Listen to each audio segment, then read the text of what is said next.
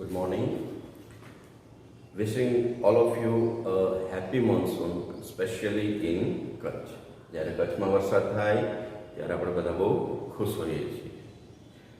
સાથે સાથે અત્યારની સ્થિતિ મુજબ થોડો અભ્યાસ કરતું રહેવું પણ જરૂરી છે.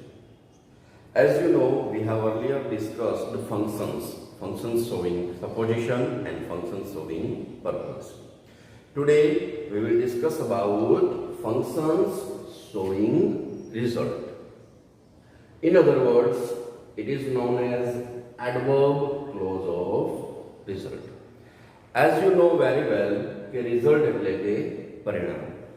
આજે આપણે એવા ફંક્શનનો અભ્યાસ કરવાનો છે કે જે કોઈપણ ક્રિયા પાછળ થનાર કોઈપણ ક્રિયાનું પરિણામ સ્પષ્ટ કરશે. તો અહીંયા એના ક્લૂઝ છે. જુઓ, શો ખાલી જગ્યા ધેટ, સચ ખાલી જગ્યા ધેટ, ટુ ખાલી જગ્યા ટુ, અને ખાલી જગ્યા ઇનફ ટુ. આ ચારે ચાર ક્લૂઝ છે. એનો અલગ અલગ સેન્ટેન્સમાં અલગ અલગ રીતે ઉપયોગ કરવામાં આવે છે. જ્યારે કોઈ પણ ફંક્શન્સ તમે સ્ટડી કરો છો તો જનરલી એમાં બે ક્રિયાઓને કનેક્ટ કરવાની હોય છે. તો ફંક્શન શોવિંગ રિઝલ્ટ છે એમાં આપણે પરસ્પર બે ક્રિયાઓને જોડવાની છે કે જે ક્રિયાઓ એકબીજાનું પરિણામ દર્શાવશે.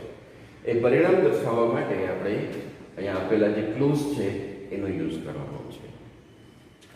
તો જુઓ, અહીંયા તમે શો ધેટ, તો સો અને ધેટ પછી અહીંયા આપણે ખાલી જગ્યા મૂકેલી છે ને એમાં એક શબ્દ આવશે એડજેક્ટિવ અથવા તો એડવર્બ. હવે કોઈ પણ ક્રિયા છે એનું રિઝલ્ટ નેગેટિવ આવશે કે પોઝિટિવ એ આપણે નક્કી કરવાનું હશે એક્ઝામમાં. અને એના માટે તમને અહીંયા જે શબ્દ આપેલો હોય એટલે કે એડજેક્ટિવ અથવા તો એડવર્બ આપેલો હોય એના આધારે તમે નક્કી કરી શકશો કે આ એક્શનનું આ ક્રિયાનું પરિણામ આપણે પોઝિટિવ બનાવશું અથવા તો negative. In the same way સચ ધેટ છે, ટુ છે અને ઇનફ ટુ છે એ આપણે સ્ટેપ બાય સ્ટેપ સમજવાનો પ્રયત્ન કરશું. સૌપ્રથમ આપણે ભણશું સો ધેટ. ફરી પાછું રિપીટ કરું છું. સો પછી એડજેક્ટિવ અથવા તો એડવર્બ, પછી ધેટ અને પછી આખું સેન્ટેન્સ તો કે વાક્યના કાળ મુજબ નું વાક્ય. જે કાળ આગળના ભાગમાં એ જ કાળ ધેટ પછી. આટલી બાબત યાદ રાખજો. Okay, let's see the examples. Okay, so Manan was so glad. તો અહીંયા આપણે સ્ટેપ બાય સ્ટેપ સમજીએ છીએ. મનન પછી શબ્દ લખેલો છે was. It means this sentence is in past tense. Manan was so glad. Glad, that means happy, ખુશ. મનન એટલો બધો ખુશ હતો કે હવે જો ધેટ પછી જે પરિણામ આવે છે ને તો કે that he gave party to all his friends. તો અહીંયા ધેટ પછી જે સેન્ટેન્સ છે it is in past tense. પાસ્ટમાં શું કામ ને આવ્યું ધેટ વાળું વાક્ય? તો કે મનન પછી છે was. મનન વાળું જે સેન્ટેન્સ છે જે ભાગ છે it is in past tense. તો એનો જે ફોલોવિંગ એટલે કે જે રિઝલ્ટ દર્શાવતું સેન્ટેન્સ છે એ પણ શેમાં બનાવ્યું? આપણે પાસ્ટમાં બનાવ્યું છે. ખ્યાલ આવી ગયો? Next, the ફેમાઇન. ફેમાઇન એટલે કે દુષ્કાળ, shortage of food. In 1956 was so severe. severe એટલે કે ભયંકર. that thousands of people and animals perished. Parish એટલે નાશ પામવું, પણ અહીંયા આપણે કરશું મૃત્યુ પામવું. તો જુઓ, ફેમાઇન in 1956 was, it is in past tense. severe, હવે severe છે બરાબર, તો રિઝલ્ટ એનું આમ વાક્ય નેગેટિવ નથી થતું, પણ પરિણામ એનું આપણને નેગેટિવ મળે છે. જો that thousands of people and animals perished, એટલે કે મૃત્યુ પામ્યા, નાશ પામ્યા. આગળ વધીએ. અમન વર્ક્સ સો હાર્ડ. હવે અહીંયા તમે જોઈ શકો છો કે ટેન્સ ચેન્જ થઈ ગયો છે. Works present tense, simple present tense. Aman works so hard. હવે એનું રિઝલ્ટ કેવું આવશે? હાર્ડવર્ક કરશે તો પોઝિટિવ. જો Aman works so hard that he can get A1 grade easily. તો અહીંયા તમે અમન પછી નામ રિપીટ કર્યું છે હી અને પછી મૂક્યું છે કેન, એટલે કે એ પણ પ્રેઝન્ટ ટેન્સમાં છે. અહીંયા તમે ફ્યુચર ટેન્સનો પણ યુઝ કરી શકો છો. શું કામને? તો કે એક પ્રકારની ફ્યુચરની પોસિબિલિટી છે અમનની રિઝલ્ટ મેળવવાની, ભવિષ્યની. ત્યાર પછી she walked so fast. પકડી ગયો અહીંયાથી આ walked એનું ક્લુ છે, પાસ્ટ ટેન્સ છે. she walked so fast that she could catch the train. બરાબર? તેણે એટલું બધું ઝડપથી ચાલી. ઝડપથી ચાલવાનું પરિણામ શું આવે છે? તો કે she could catch the train. હવે એક સેન્ટેન્સ ધારો કે તમારે she could catch the train નથી લખવું, તો તમે એને બીજી રીતે જોડી શકો છો. that થી જો that she caught the train, એટલે કે આપણે could plus v1 રિમૂવ કરી અને ત્યાં શું મૂકી દીધું છે? caught. caught is v2 of catch. તો આપણે caught શા માટે મૂક્યું? તો એનું કારણ અહીંયા છે, walked છે એટલા માટે. ત્યાર પછી so slowly she walked. થોડુંક સેન્ટેન્સ છે એને આપણે આગળ પાછળ કર્યું છે. ઘણી બધી વખતે એવું પણ થાય કે સો વાળો ભાગ છે એ સેન્ટેન્સની આગળ આવી જાય છે. તો જુઓ so slowly she walked. તો ચાલી કેવી રીતના? slowly. ફરી walked છે એટલે કે past tense છે. that she missed the train. તો રિઝલ્ટ કેવું આવ્યું છે? missed the train, negative result આવ્યું છે. મેં તમને કીધું ને કે ભાઈ રિઝલ્ટ પોઝિટિવ આવશે કે નેગેટિવ આવશે, એના માટે આપણે અહીંયા જોવાનું છે એડવર્બ અથવા તો એડજેક્ટિવ છે એ શું અર્થ આપે છે. તો ફરી પાછું so slowly she walked that she missed the train. અને ધારો કે તમારે she missed the train નથી લખવું, તો તમે લખી શકો છો she couldn't catch the train. તો this was the use of show that. Now we will move towards such that. તો such that નો જ્યારે તમારે યુઝ કરવાનો છે તો આ પ્રકારનું સૂત્ર તમારે યાદ રાખવાનું છે. such પછી આવશે adjective or adverb plus noun plus that અને પછી રિઝલ્ટ દર્શાવતું સેન્ટેન્સ આવશે. એક્ઝામ્પલ જોઈએ જરા આપણે. Mister Parekh is such a good man. બરાબર? ખાસ ધ્યાન રાખજો, સચ ધેટ અને સચ એઝ માં તફાવત છે, એટલે અહીંયા આપણે સ્ટડી કરીએ છીએ સચ ધેટ નો. તો mister Parekh is such a good man. બરાબર? Good man. તો યુ કેન સી હિયર કે સચ પછી આપણે ગુડ એટલે કે એડજેક્ટિવ મૂકેલું છે, પછી મેન એટલે કે નાઉન છે. તો mister Parekh is such a good man that all respect him. તો મિસ્ટર પારેખની જે ગુડનેસ ક્વોલિટી છે એનું રિઝલ્ટ શું આવે છે કે બધા એને રિસ્પેક્ટ એટલે કે આદર આપે છે. ત્યારબાદ સેકન્ડ સેન્ટેન્સ જોઈશું. He spoke. અહીંયાથી તમારે અંડરલાઈન કરી લેવાનું છે એક્ઝામમાં. Spoke is a past tense. He spoke in such a low voice.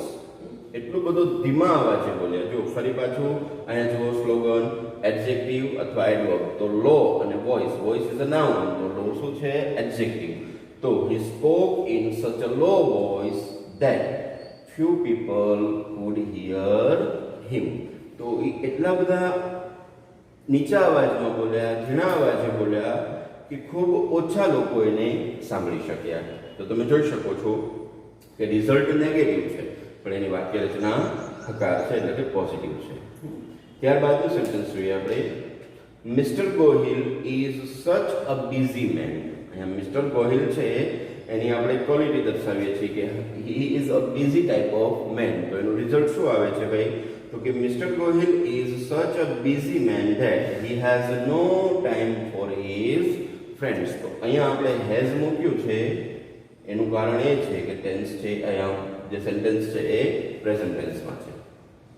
તો મિસ્ટર ગોહિલ છે એની વ્યસ્તતાનું પરિણામ શું છે કે એના મિત્રો માટે પણ સમય નથી રહેતો.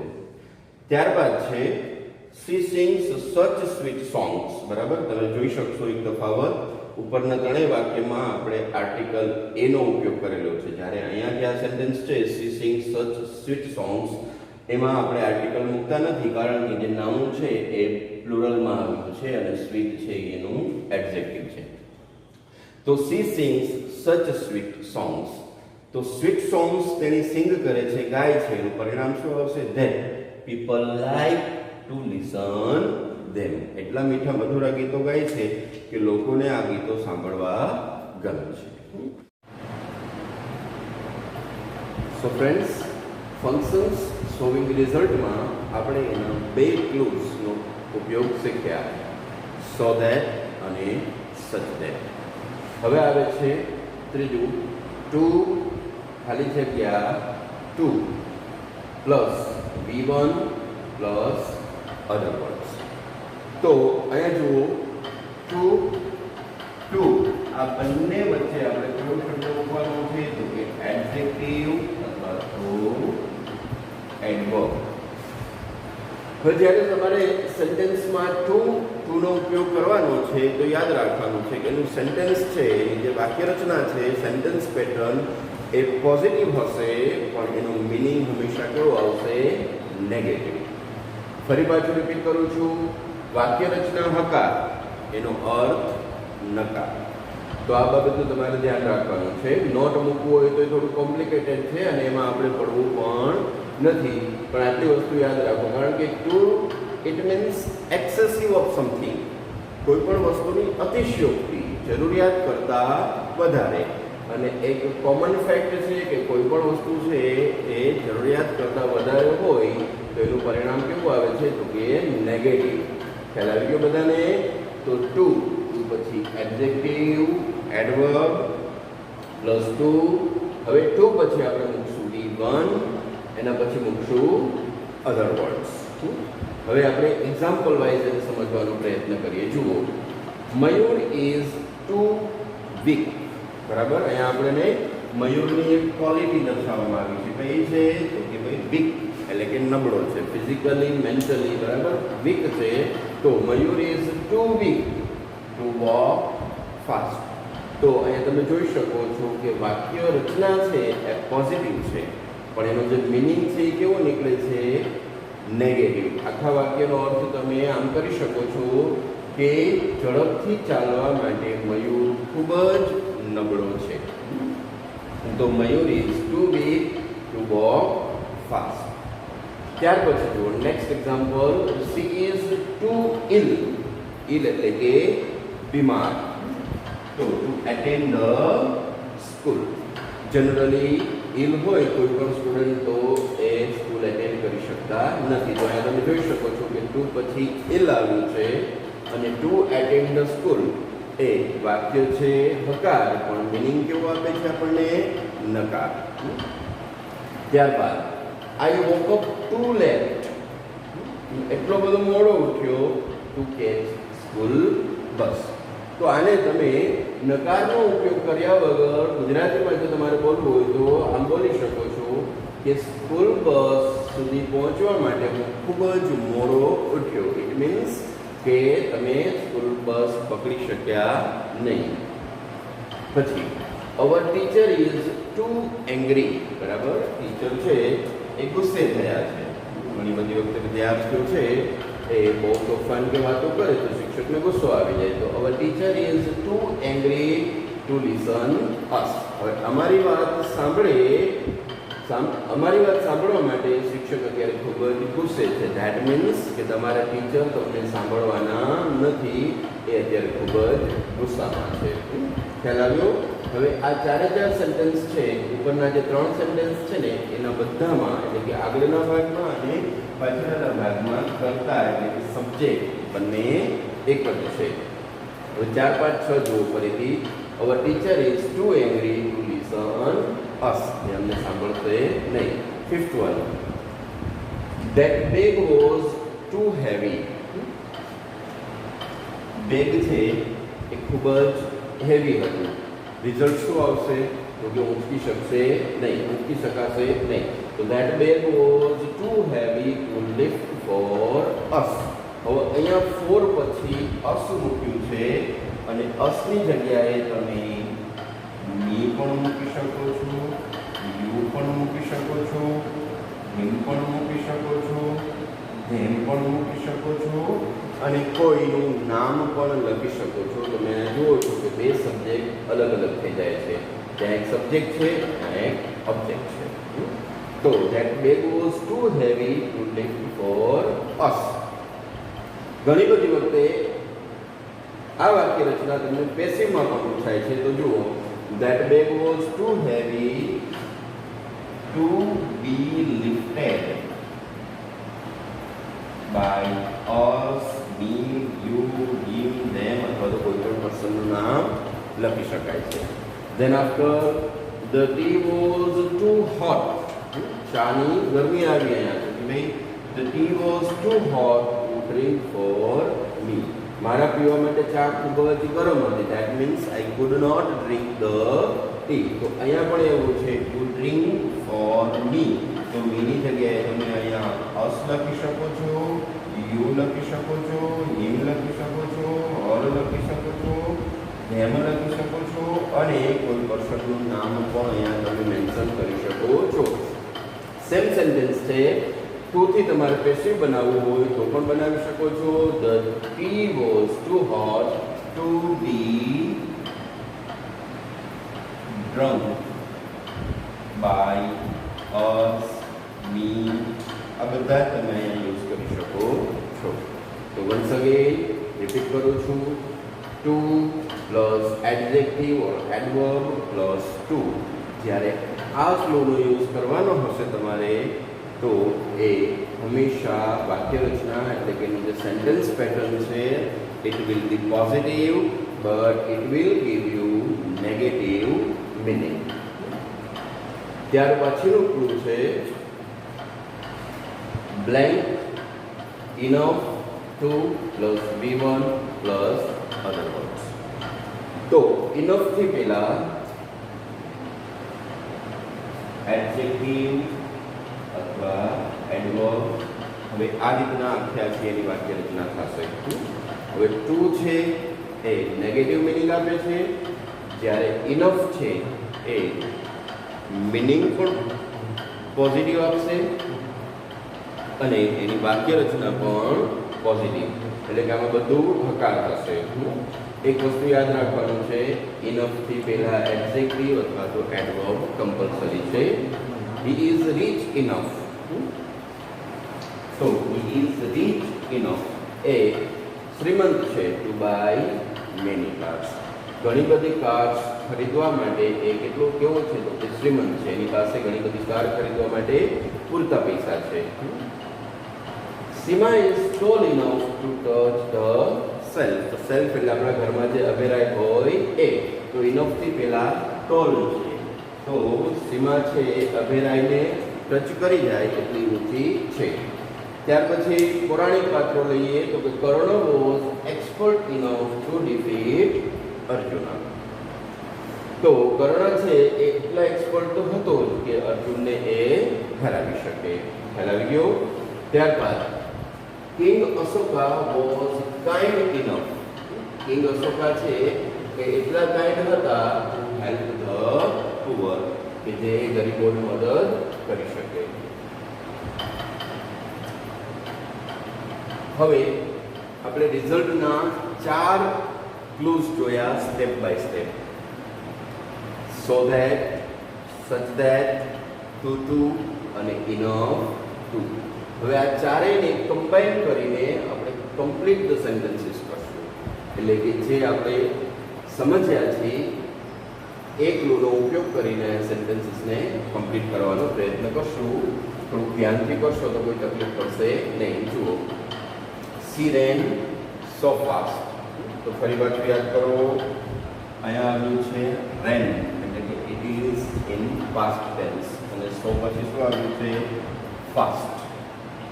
એટલી બધી ઝડપથી દોડી, બરાબર. હવે ઝડપથી દોડી તો અહીંયા આપણે રિઝલ્ટ છે એ પોઝિટિવ એટલે કે હકાર બનાવશું. તો તમે કહો ત્યાં ક્લુમાં આપેલું છે result, function of result use કરવાનું છે અને શબ્દ કયો ઉપયોગ કરવાનો છે રેસ, બરાબર. તો સબ્જેક્ટ કોણ છે સી, તો કે સી રેન સો ફાસ્ટ.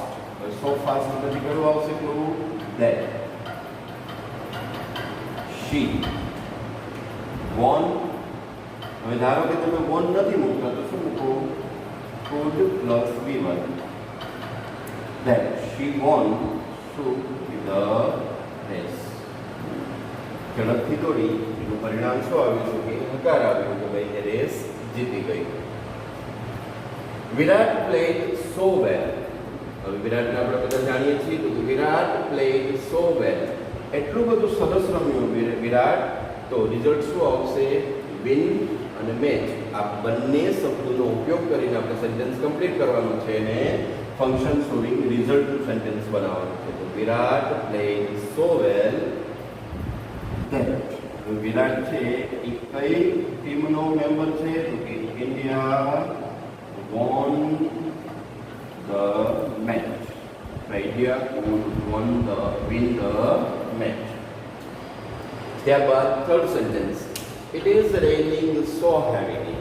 પરિણામ શું આવશે તો કે ભાઈ હેવીલી ઉપરથી નક્કી કરશું આપણે કે પરિણામ નેગેટિવ આવશે કે પોઝિટિવ. હવે આઉટસાઇડ અત્યારે વરસાદ પડી રહ્યો છે તો we can not go outside. તો it is raining so heavily that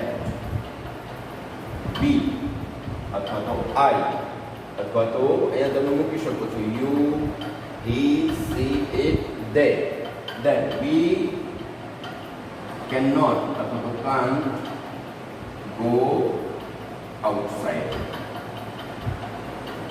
એટલો બધો ભારે વરસાદ પડી રહ્યો છે કે આપણે બહાર જઈ શકશું નહીં. હવે ધારો કે તમારે આ કોઈનો ઉપયોગ નથી કરવો કાંટનો અથવા તો કોઈ પણ સબ્જેક્ટનો, તો તમે એમ પણ લખી શકો છો it is raining so heavily that no one can go outside. અહીંયા આપણે can નો યુઝ કરીએ છીએ એનું કારણ શું છે તો કે અહીંયા આપેલું છે is એટલે કે પ્રેઝન્ટ ટેન્સ છે. ત્યાર પછી છે ફોર્થ એક્ઝામ્પલ such that વાળું છે. our textbook is such a useful book. આના ઉપરથી જ આપણે નક્કી કરી લઈશું કે ટેક્સ્ટ બુક અમારી એટલી બધી ઉપયોગી છે કે અમને બીજી કોઈ બુકની જરૂર છે નહીં. તો આ જે શબ્દ સમૂહ અહીંયા આપેલો છે એનો યુઝ કરીને આપણે સેન્ટેન્સ કમ્પ્લીટ કરશું. તો અવર text book is such a useful book that we don't need અથવા તો we don't use other books. Text બુકમાં જેટલું બધું સાહિત્ય આપી દીધું છે કે અમારે બીજી કોઈ બુક્સની જરૂર પડતી નથી.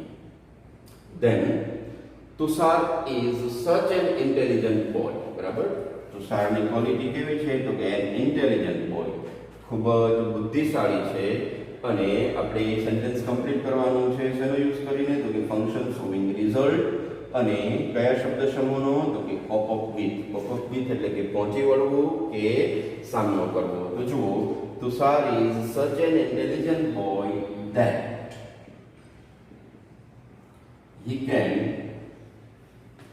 cope up with any crisis. એ કોઈ પણ ક્રાઇસિસનો સામનો કરી શકે એટલો હોશિયાર છે. હવે ટુ નો યુઝ કરવાનો છે. This puzzle is too. અને અહીંયા તમને ઓપ્શન આપેલું છે કોમ્પ્લેક્સ. કોમ્પ્લેક્સ એટલે કે જટિલ, થોડું અઘરું. તો this puzzle is too complex to solve for us, for me, for you વગેરે વગેરે તમે યુઝ કરી શકો છો. મેં તમને સામે સમજાવ્યું એ રીતે. Mittal is strong. હવે યુઝ ચેન્જ થઈ ગયો છે. શેનો આવ્યો છે તો કે enough no. Mittal is strong enough. Strong પછી enough to face crisis in life.